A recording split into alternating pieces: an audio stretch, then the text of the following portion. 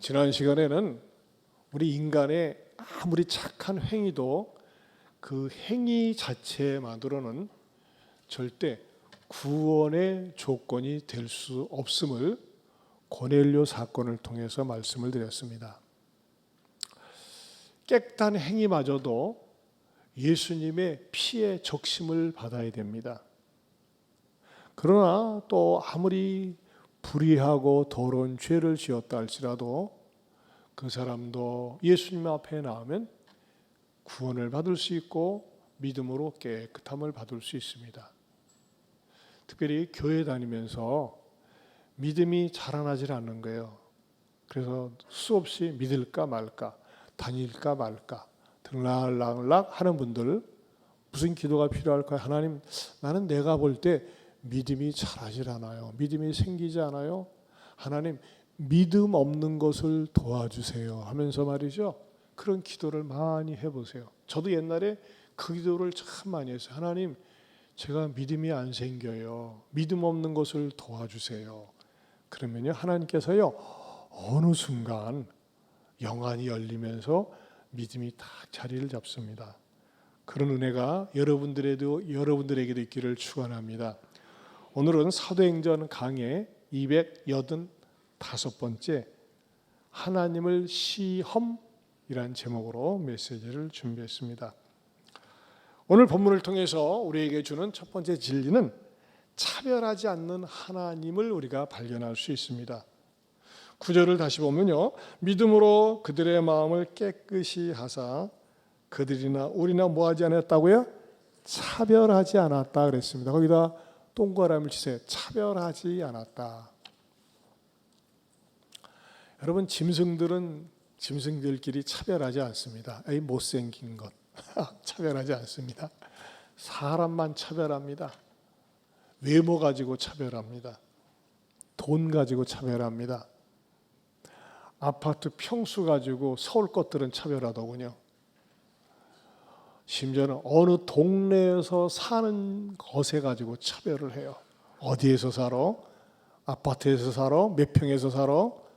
연립주택에서 살아? 우린 전에 연립주택에서 살았을 때 우리 큰애가 초등학교 가가지고 잠원초등학교 갔는데 연립주택에서 산다고 하니까 상정도 안 하더래요. 쌍것들 같으니라고. 참 이 세상은 그래요. 이 세상은 학벌을 가지고 출신 성분을 가지고 사람을 차별합니다. 그런데 민족들 가운데서 유별나게 사람을 차별하는 종족들이 있었습니다. 누구였을까요? 유대인들이 그랬습니다. 유대인들, 현재 이스라엘 사람들. 그들은요, 굉장한 차별 의식을 가지고 살았습니다. 지금도 역시 차별 의식을 가지고 삽니다. 왜 그럴까요? 자기네들의 조상 아브라함을 통해서 우리는 이래봬도 이렇게 하나님께 직접 축복을 받은 자라고 하는 그런 자부심을 가지고 있기 때문에 그렇습니다. 창세기 12장 1절에서 3절에 이렇게 하나님은 아브라함을 지명해 가지고 말씀하셨어요. 같이 읽어볼까요? 여호와께서 아브라함에게 이르시되 너는 너의 고향과 친척과 아버지의 집을 떠나 내가 내게 보여줄 땅으로 가라. 내가 너로 큰 민족을 이루고 내게 복을 주어 내 이름을 창대하게 하리니 너는 복이 될지라. 너를 축복하는 자에게는 내가 복을 내리고 너를 저주하는 자에게는 내가 저주하리니 땅의 모든 족속이 너로 말미암아 복을 얻을 것이라 하신지라. 네, 여기 보면요, 그 상반절에 보면은 내가 너로 큰 민족을 이루고 내게 복을 주어 내 이름을 창대하게 하리니 너는 복이 될지라 그랬어요. 사실 어떻게 보면 사람 자체가 복 아니겠습니까? 아브라함이 복이 되게 한다는 거예요. 그런데 그 이전 성경 개역 한글에 보면은 좀 더 이렇게 마음에 와 닿게 번역되어 있어요. 다시 한번 읽어볼까요?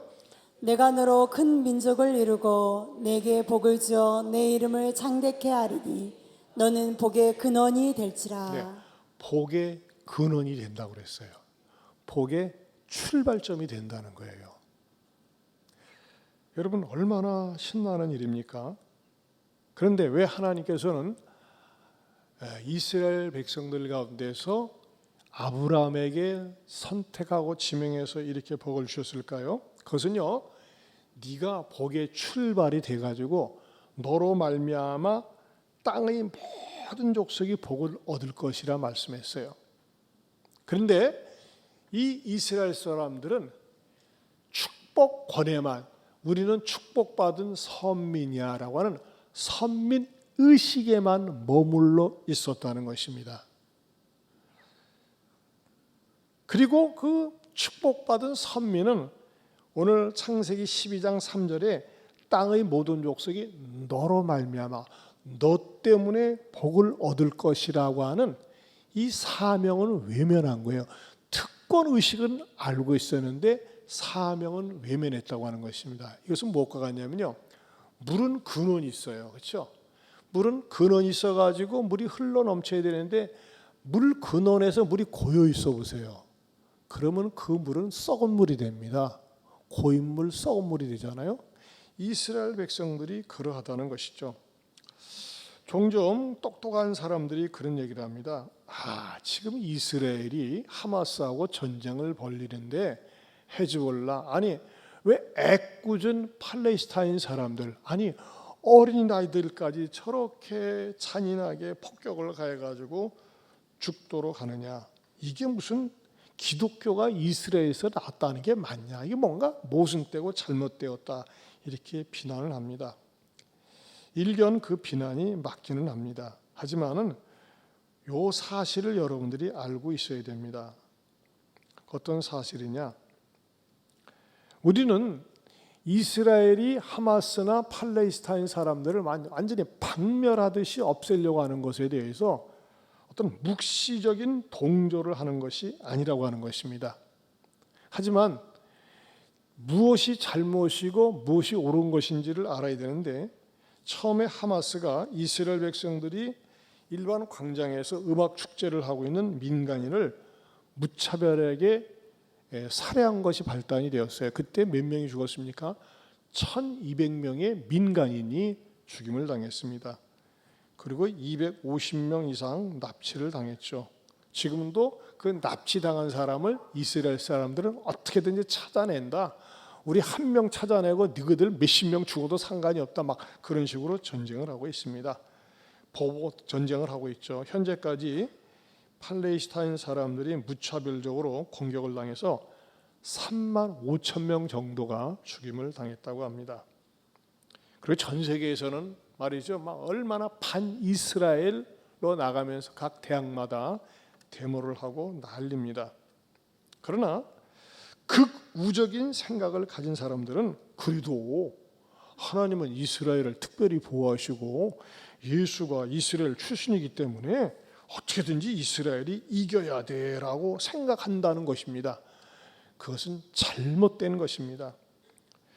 이것을 여러분 명확히 알아야 됩니다. 우리 하나님께서 아브라함을 부르실 때 하나님이 계획하신 선민은 혈통적인 아브라함의 자손이 아니라고 하는 것입니다. 왜냐하면요, 혈통적인 아브라함의 자손인 현재 이스라엘 사람들은 이스라엘의 역사가 시작되면서 끊임없이 하나님께 불순종하고 반항하고 거역해 왔습니다. 지금도 이스라엘 사람들 90% 이상은 예수가 이 땅에 메시아로 오셨다는 사실을 인정하지 않습니다. 그래서 현재 이스라엘 땅에서 예수 믿으세요 전도라면 법으로 걸립니다. 제재를 당합니다.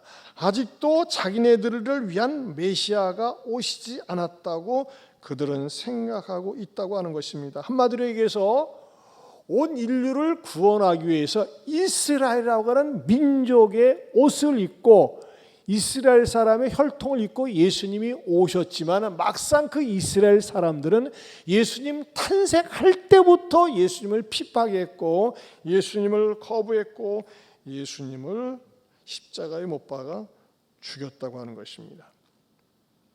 그렇다면 진정한 의미에서 하나님이 선택한 아브라함의 선민, 하나님의 영적인 선민은 누구냐? 그것은요, 혈육에 관한 혈통적인 이스라엘 사람이 아니라 오직 우리의 구원을 위해서 하나님이 보내주신 예수 그리스도를 믿는 사람들만이 유일하게 이스라엘의 영적인 자손이요 아브라함의 영적인 선민이라고 하는 것입니다.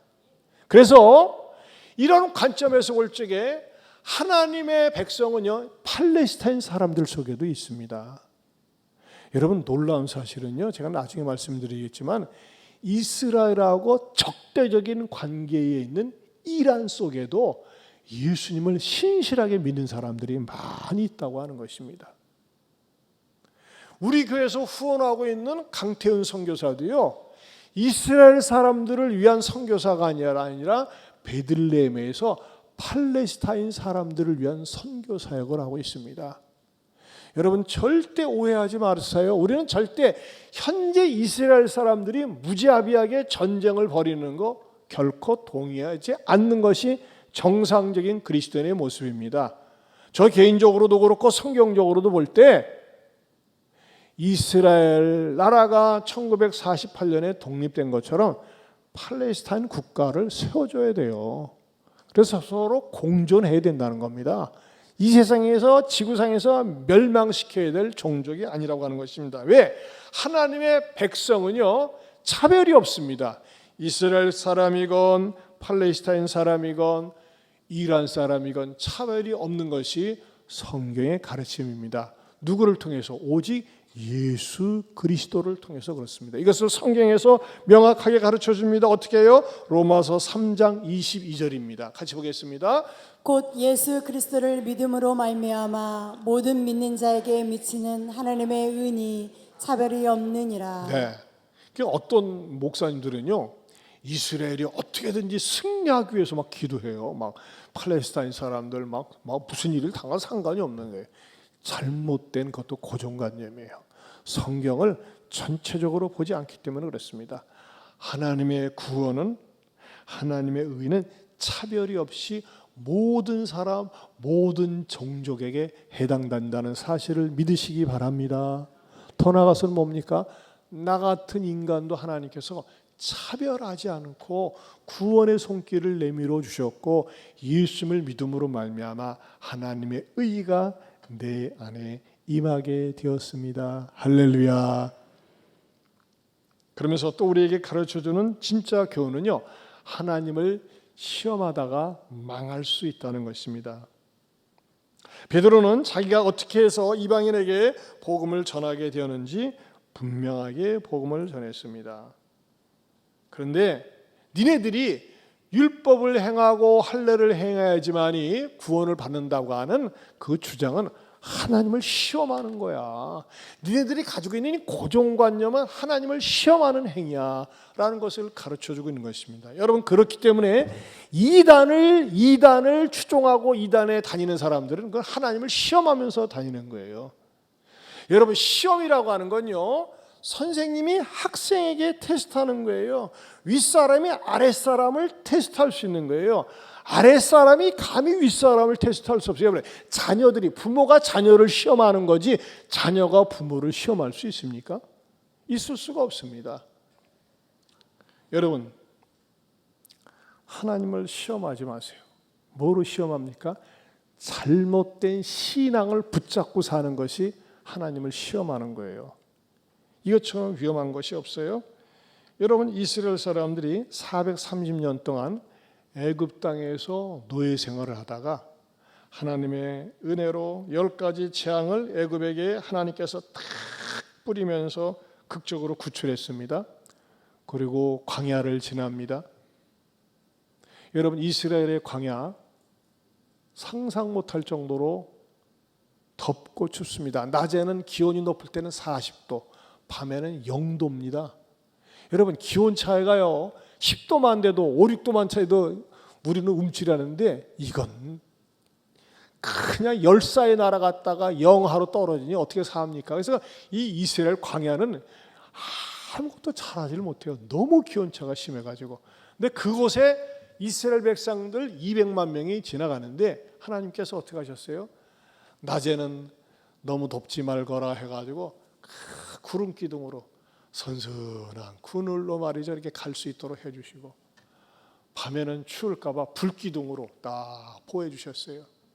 불기둥이 이렇게 같이 보호해주시니까 불기둥이 뭐가 될까요? 광야가 바위가 많이 있는데 따끈따끈한 게 거기서 그냥 누워 자면 돼. 그냥 아무것도 안 입어도. 여러분 여기에서 대한민국에 불가마 찜질방이 발생한 겁니다. 원조가 거기서 나온 거예요.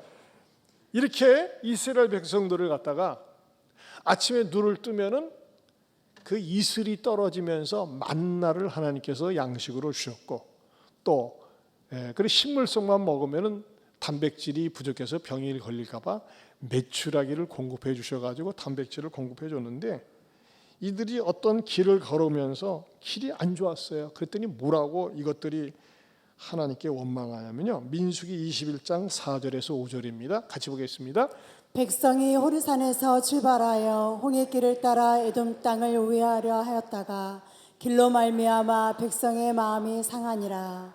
백성이 하나님과 모세를 향하여 원망하되 어찌하여 우리를 애굽에서 인도해 내어 이 광야에서 죽게 하는가. 이곳에는 먹을 것도 없고 물도 없도다. 우리 마음이 이 하찮은 음식을 싫어하노라 하매.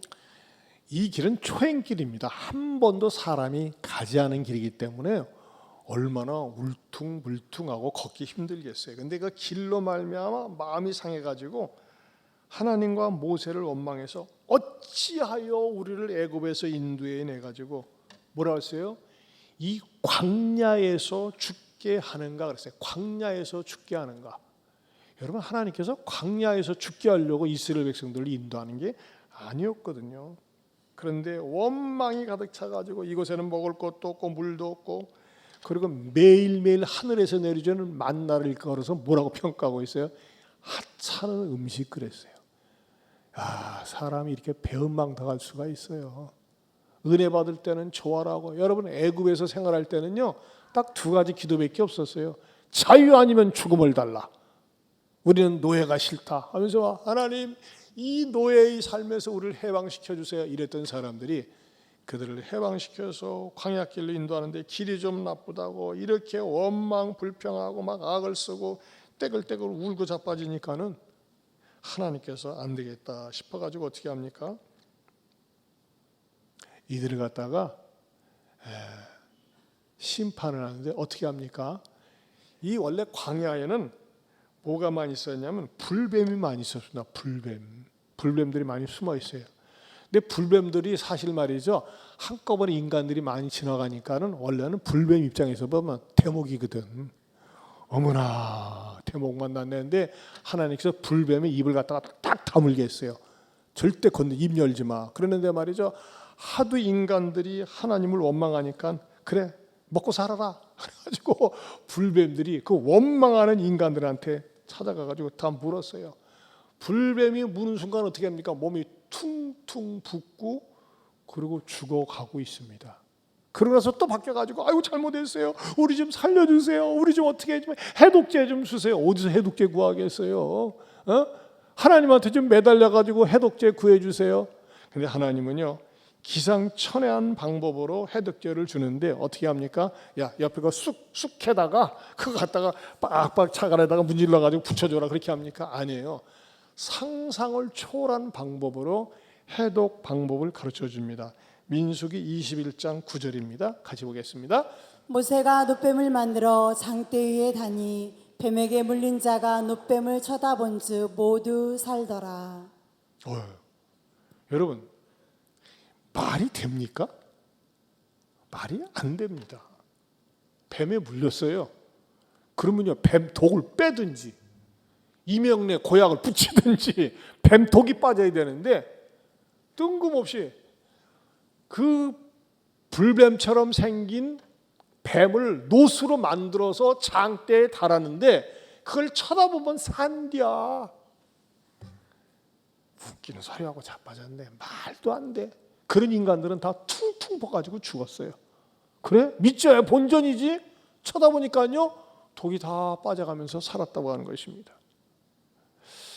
여러분, 이것은요, 역사적인 사건이고 실제적인 사건이고 진실인데, 전 세계에서 유명하고 똑똑하다는 사람들이 이 노병을 단 사건을 갖다가 전 세계 모든 민족이 알아볼 수 있도록 어떤 상징물로 만들었는데, 그것은 세계보건기구 그 WHO의 엠블럼 사진이 되었습니다. 한번 보세요.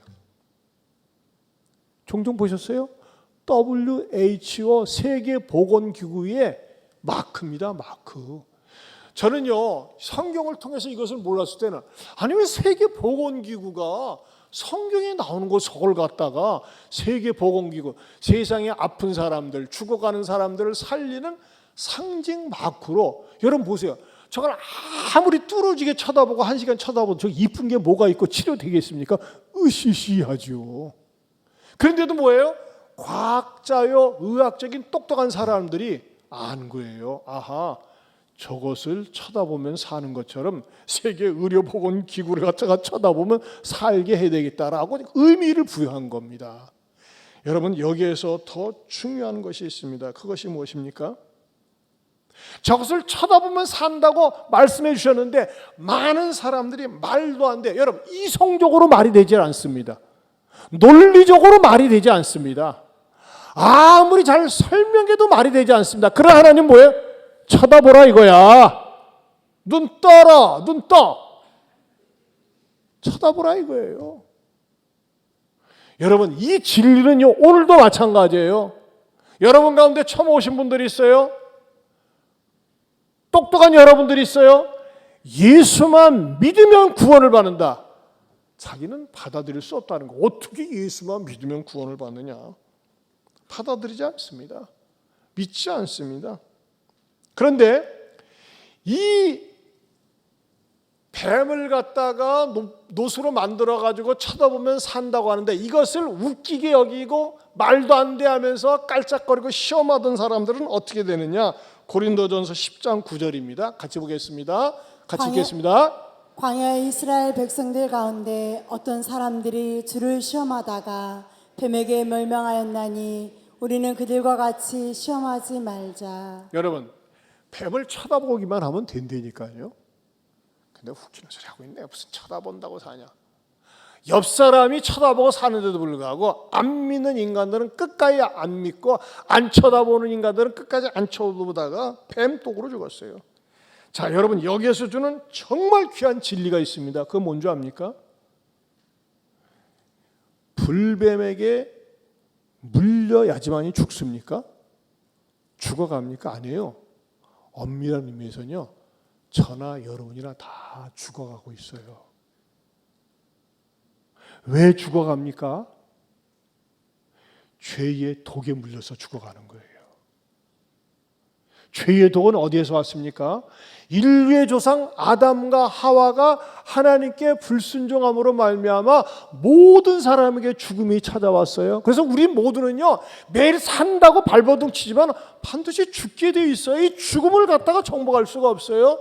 근데 우리 하나님께서는 어떻게 하셨어요? 예수님을 보내주셔서 그 예수님을 믿기만 하면은, 그 예수님을 받아들이기만 하면은 영생을 얻고 천국에 가게 해주겠다고 약속을 해주셨습니다. 아멘입니까? 그래서 예수님도요, 이 뱀을 장대에 단 사건은 바로 예수님이라고 이렇게 예수님 자신이 설명하셨어요. 보겠습니다. 요한복음 3장 14절 15절 같이 봅니다. 모세가 광야에서 뱀을 든 것 같이 인자도 들려야 하리니 이는 예수를 믿는 자마다 영생을 얻게 하려 하심이니라.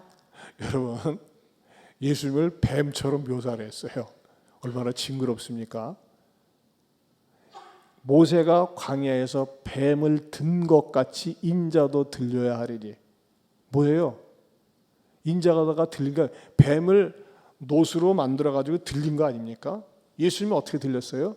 십자가에 매달린 거예요. 뭐로 매달렸어요?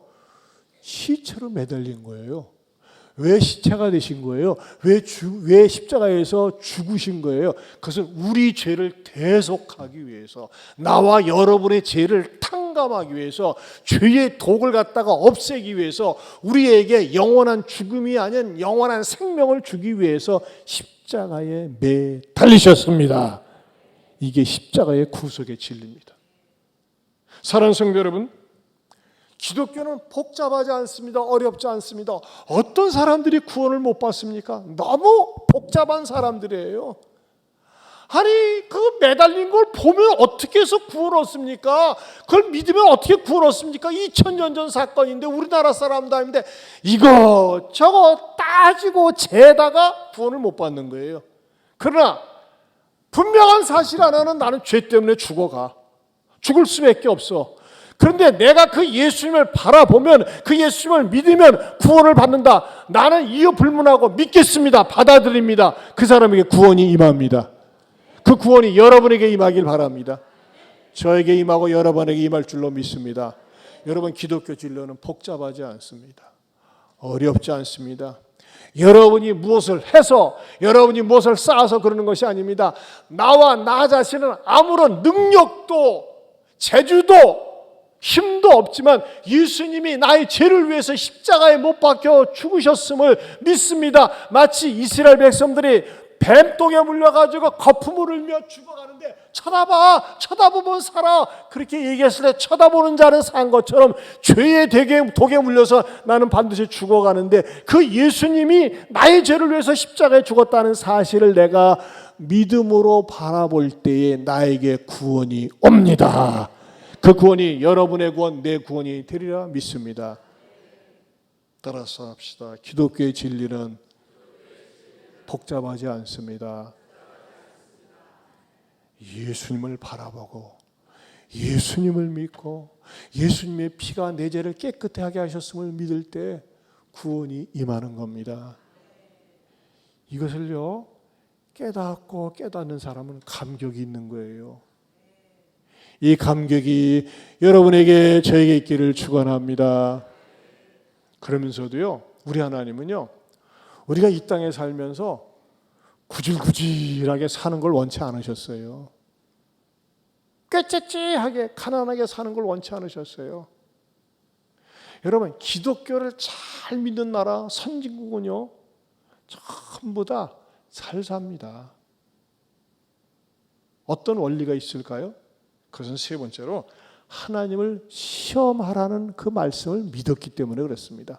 하나님을 시험하라. 정반대되는 메시지예요. 방금 약간 하나님을 시험하지 말라고 그랬어요. 그건요, 교리적으로 시험하지 말라는 거예요. 잘못 믿으면서. 근데 여기서는 시험하라고 합니다. 자, 봅시다. 말라기 3장 10절 말씀 같이 봅니다. 만군의 여호와가 이르노라. 너희의 온전한 11조를 창고에 들여 나의 집에 양식이 있게 하고 그것으로 하나님을 시험하여 내가 하늘 문을 열고 너희에게 복을 쌓을 곳이 없도록 붙지 아니하나 보라. 우리는요, 요 마지막 구절 되게 좋아합니다. 내가 하늘문을 열고 너에게 복을 쌓을 것이 없도록 붙지 아니하나 보라. 막 차고 넘치는 거예요. 주체할 수 없는 거예요.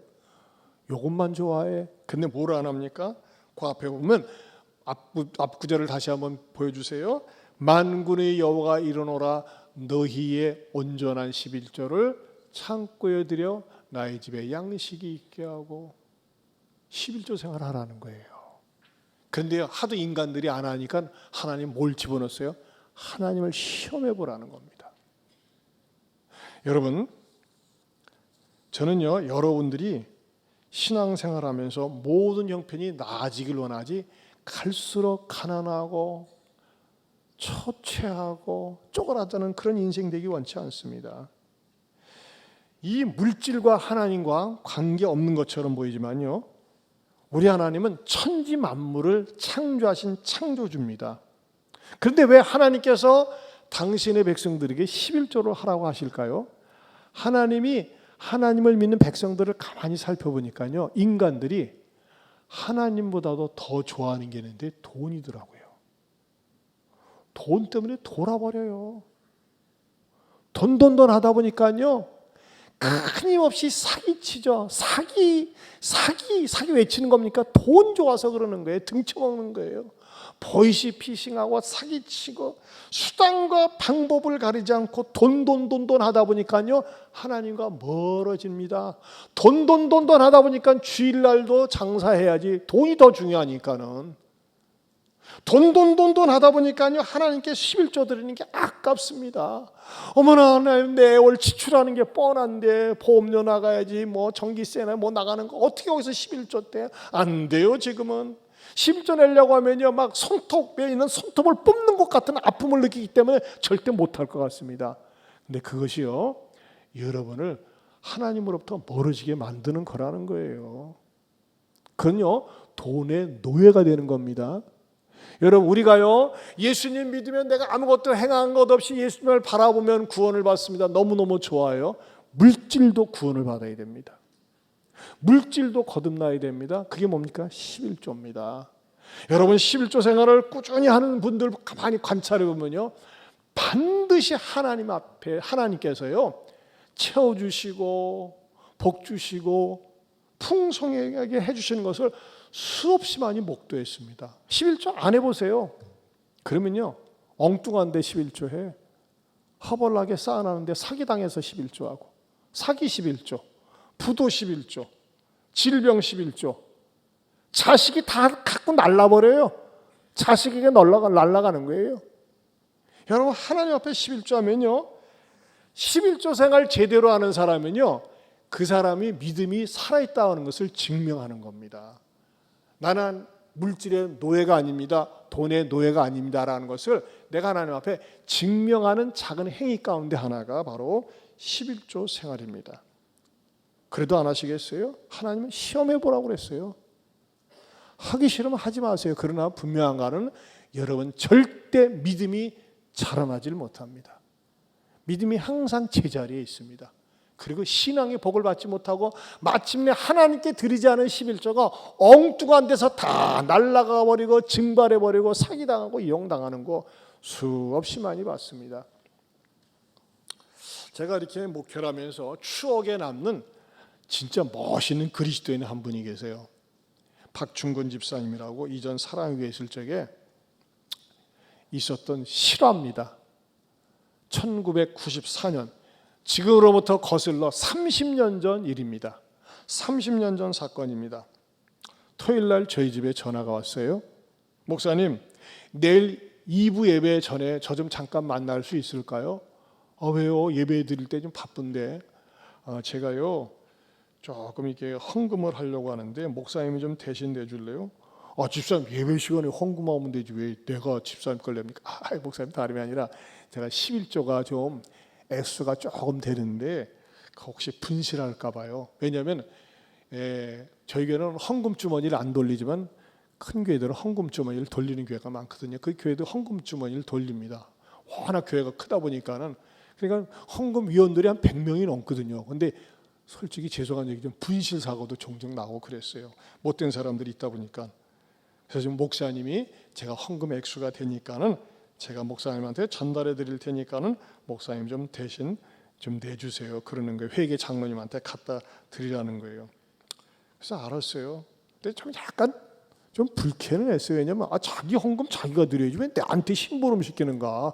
그래서 자기가 내야 되는 건데. 그리고 또 헌금 액수가 뭐 얼마나 된다고 크진 않대 말이지. 돈 보따리를 가져오는 것도 아닌데 그럴 텐데. 그래가지고 제가 좀 마음이 불편했지만 일단 만나가지고 헌금을 이렇게 노란 봉투에다 주더라고. 그래서 근데 목사님 이거는요 절대 저를 밝히면 또 안 된대요. 이렇게 비밀이 맞나 몰라. 저를 밝히지 말래. 그래도 집사님이 그 액수가 얼마가 될지 모르지만은 그 이니셜이라도 쓰자고.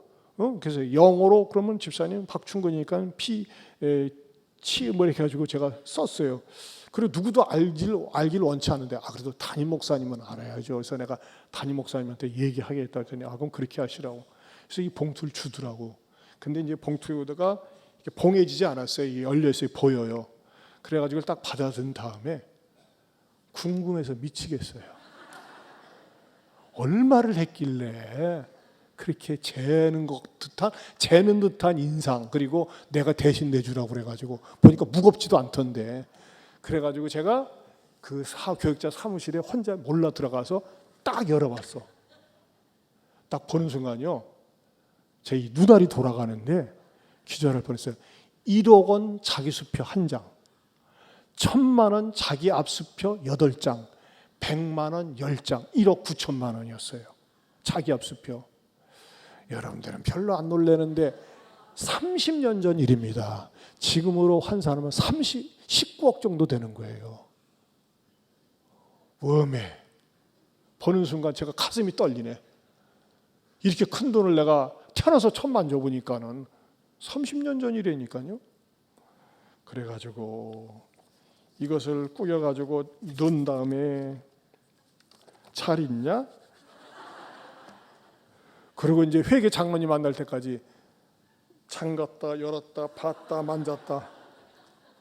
옛날에 촌사람들이 서울 올라갈 때 소매치기한테 쓰리 당하고 은행에서 돈 찾으면 쓰리 당하는 이유가 뭐냐면 큰 돈이니까 자꾸 만져버릇하니까는 이게 이제 어디 이렇게 해서가 봐 만져버릇하니까 눈치채고 딱 쓰리하는 거 아니겠어요? 제가 꼭 그 짝이에요. 이거 말이지. 겁이 나가지고 빨리 그냥 회계장로님 만났으면 좋겠어요. 그래서 일단 담임 목사님, 옥하는 목사님 가서 목사님, 박 집사님이 이렇게 헌금했네. 그래, 참 믿음 대단하다. 그렇게 뭐 대단하다고도 아세요, 목사님. 그래, 알았어. 그렇게만 말씀하시고 나는 내가 볼 때는 대단한 믿음이야. 그래서 제가 회계장로님 딱 드린 다음에 그다음에 나는 이제 항상 이 호기심 천국 아닙니까? 야, 어떻게 해서 1억 9천만 원 자기 앞수표로 어음이 아니에요. 신한은행이에요. 또릿또릿하게 기억하고 있어요. 너무나 저에겐 충격적인 사건이기 때문에. 그래서 제가 집사님 저 신방정 가려고요. 내가 궁금한 거 질문 있어서 차 한 잔 마시게요. 집사님 찾아갔더니 그 집사님이 에어컨 있는데 절약하느라 굉장히 근검절약해. 원래 수수하게 다니세요. 멋도 안 부리고. 봤더니요, 신일 선풍기가 돌아가고 있어요. 그 더운 여름철에 에어컨도 안 틀고 전기 아끼느라고. 그래서 제가 집사님, 박 집사님, 내가 궁금해서 그러는데 그 헌금 1억 9천 할 때 안 아까웠어요? 물어본 거야. 그랬더니 부인이 김혜경 집사님한테 왜요? 처음에 아까웠죠. 그래서 남편한테 그랬더니 그럼 우리 5천만 원만 11조 하고 그냥 나머지는 성경감으로 뭐 어떨까 그래요. 야, 이 사람아, 성경금은 성금경금이지 뭐 생색내 11조는 11조인데. 그래서 제가 아니 근데 어떻게 해서 그렇게 갑자기 큰 수익을 얻으셨더니 사업을 하기 위해서 확장하기 위해서 땅을 팔았다는 거야. 땅을 팔았는데 말하자면 수익금이 19억이 생긴 거래요. 이야. 그런데요, 저는 그분의 성품이 진짜 리얼 크리스천이에요. 사람이 겸손해요. 장로 후보를 뽑는데 그분을 추천이 됐어요. 왜냐하면 제자 훈련하고 교회 열심히 예배 참석하고 충성하니까. 자기를 장로 후보에서 빼달래. 또 연락했어요. 왜 집사님? 자기 같은 사람이 장로가 되면 교만하대. 그래서 자기는 안 된대. 그래요. 우리는 뭐 사람에게 그때 그랬으니까. 그래서 장로 안 했어요. 그냥 계속 안수 집사로 있는데 어느 날 전도 집회 새생명 축제를 하는데 그 집사님하고 조금 이렇게 인간관계가 있다. 목사님 이분 좀 이렇게 환영해 주세요. 오늘 새생명 축제 때 왔어요. 누군데요? 이렇게 제가 누구신데 했더니 얼딱 보니까 아니 많이 뵀는데 전에 우리가 보지 않았어요? 했더니 그 박 집사님이 안성기 씨예요. 그래요. 안성기 씨가 누구죠? 나 사실 안성기 그 영화 배우 안성기 씨예요. 와, 제가 안성기 씨하고 악수한 손입니다. 이 손이. 반갑습니다, 안성기 씨. 영화 속에서만 뵀는데 어떻게 이 자리에 오시게 됐군요. 이 박충근 집사님은요, 일종의 연예계의 후견인 역할을 해왔더라고요. 나도 이제 나중에 알게 되는데 조용필 씨가 일본에 공연 가면요, 가기 전에 반드시 이 박 집사님네 형 하면서 여기서 하룻밤 묵고 자고 오고, 또 조용필 씨 누나도 전도를 하고, 그러니까 아주 연예계 유명한 사람들을 갖다가 돕고 섬기는 그런 사람이었어요. 근데 전혀 내색을 하지 않으세요. 내가 그걸 보고 진짜 자기를 드러내지 않으면서 주님 앞에 기꺼이 헌신하는 멋진 사람, 한 사람을 제가 보고 언젠가 이분을 우리 예안교회에 소개하고 싶다 싶어가지고 여러분에게 소개했던 겁니다. 물론 우리 교회도 아름답고 멋진 그리스도인들이 많이 계세요. 저는 너무너무 감사하게 생각을 합니다. 하지만 여러분, 저는 이분을 계속 지켜보면서 말없이 묵묵히 교회 앞에 충성 봉사하면서 여러분 1억 9천만 원 현금을 11조 할 수 있다는 건 큰 믿음입니다. 그때 3호 가든 서초동집 3호 가든 그때 1억 9천만 원 가지고 아파트 2채 이상 살 수 있는 액수였어요. 그런데요, 그런 분이 어떻게 가능했을까요? 평소에 주신 자도 하나님이시요 거두신 자도 하나님이십니다. 나는 물질의 노예가 아닙니다. 나는 물질을 다스리는 자입니다. 그런 마음을 가지고 있으니까 기꺼이 11조를 할 뿐만 아니라 또 많은 복을 주셔가지고 그 교회에서 존귀하게 쓰임받는 것을 제가 지켜보았습니다. 사랑하는 성도 여러분, 저는요, 저도 그렇고 여러분도 그렇고 신앙생활하면서 하나님께서 나에게 이렇게 복을 주셨습니다. 은혜를 베푸셨습니다. 간증거리가 있기를 축원합니다. 간증거리가 있으려면 어떻게 될까요? 하나님이 말씀하시는 것을 순종하세요. 이 핑계 저 핑계 대지 마세요. 이 구실 저 구실 대지 마세요. 주님이 말씀하셨어요. 말라기 3장 10절 말씀 다시 집사님 한번 보여주실래요? 여러분, 이 말씀이 만약에 가짜라면, 거짓이라면요, 여러분이 싹싹 지워버리든지 면도날로 오려내세요. 이 말씀은 지금도 살아서 역사하는 능력의 말씀인 줄로 믿습니다. 다시 한번 읽어보겠습니다. 시작. 만군의 여호와가 이르노라. 너희의 온전한 11조를 창고에 들여 나의 집에 양식이 있게 하고 그것으로 하나님을 시험하여 내가 하늘 문을 열고 너희에게 복을 쌓을 곳이 없도록 붓지 아니하나 보라. 부어주시는 하나님이십니다. 하나님께서 많이 부어주셔가지고 아름답고 소중하게 쓰임받는 저와 여러분 될 수 있기를 축원합니다. 여러분 얼마나 감사합니까? 차별하지 않는 하나님.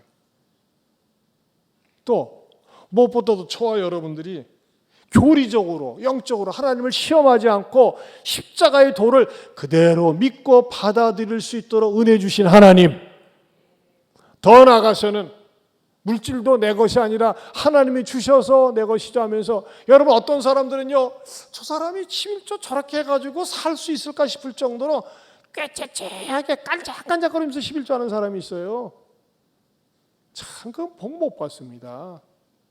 하나님께서 주신 것만큼 11조 하고 믿음으로 살아보세요. 근데 여러분에게 말씀드려요. 11조 안 하시려는 분은 하지 마세요. 여러분 안 해도요, 그렇게 아무 지장 없어요. 근데 왜 말씀드려요? 여러분의 끝이 안 좋다는 거예요. 믿음의 복을 못 받아요. 여러분이 영적으로 복을 받고 삶에도 복을 받고 물질적으로도 복을 받으려면요, 하나님 앞에 반드시 11조 하세요. 우리 하나님 책임져 주십니다. 복을 주십니다. 믿습니까? 우리 이 찬양 같이 불러봅시다. 말씀 앞에서 경외함으로 주께 홀로 섭니다.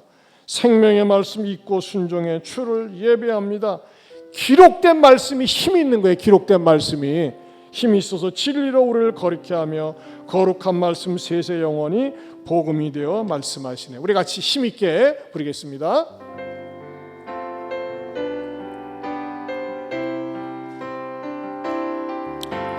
말씀 앞에서 경외함으로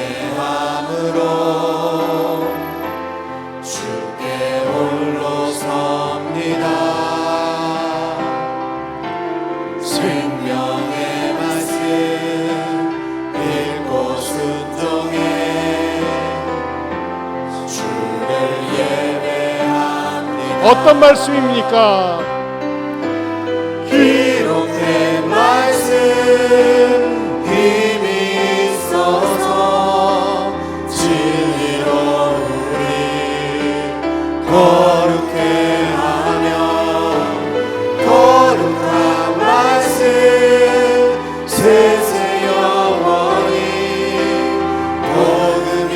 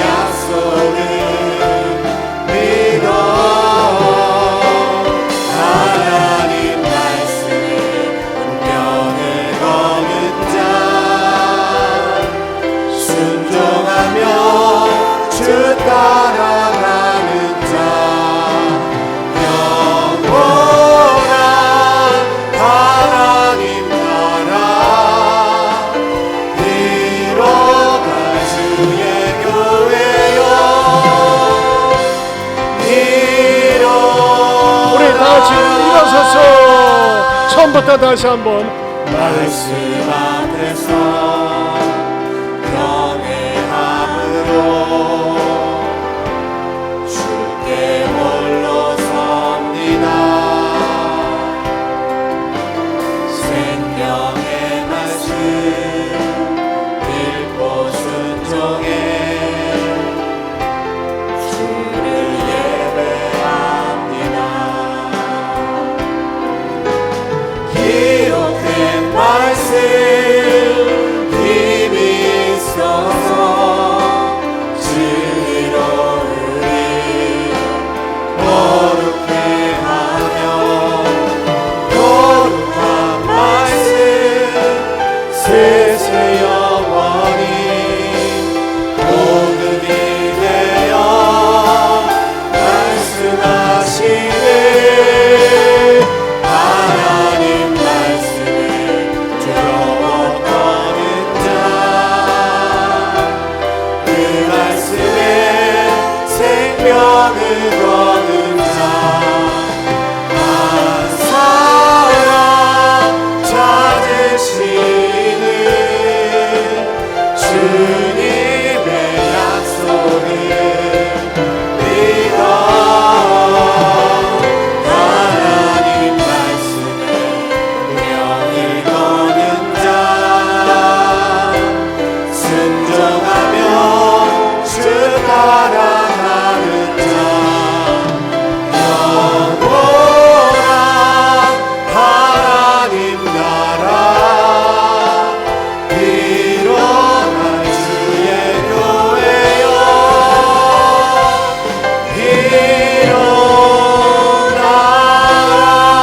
일어나라. 우리 시간에 두 손 흔들고 기도하기 원합니다.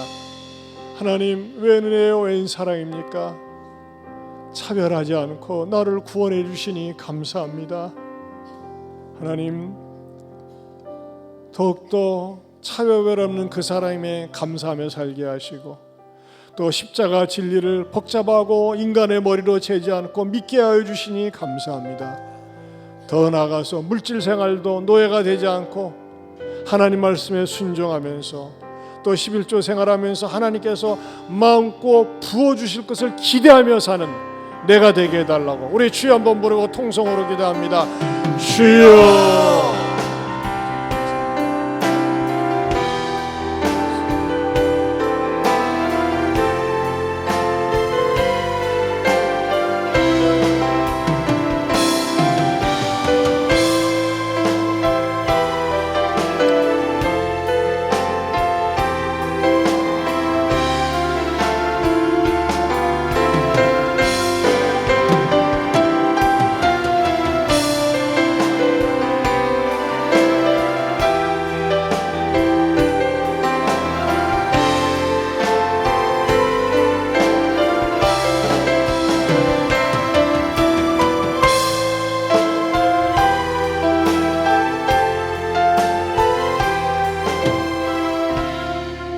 하나님 아버지, 아무리 생각해도 나도 내 교만과 내 자의를 가지고 얼마든지 복음을 거부할 수 있는데 차별하지 않는 하나님께서 내게 복음을 듣게 하시고 믿게 하시고 십자가의 도를 따라가게 하심을 감사합니다. 주님, 더욱더 기록된 말씀을 잘 받들어 순종하면서 말씀대로 살 때 축복의 주인공이 되어 복의 근원이 되어 나를 통해서도 많은 사람이 복을 받는 일에 쓰임받는 아름답고 복된 성도들 되게 하여 주시옵소서. 이제는 우리 주 예수 그리스도의 은혜와 하나님 아버지의 변함이 없는 사랑과 성령님의 감화감동 교통하심의 은혜가 오늘 말씀을 듣고 찔림을 받고 고침받기 원하는 모든 성도들 위해 영원토록 함께 있을지어다. 아멘.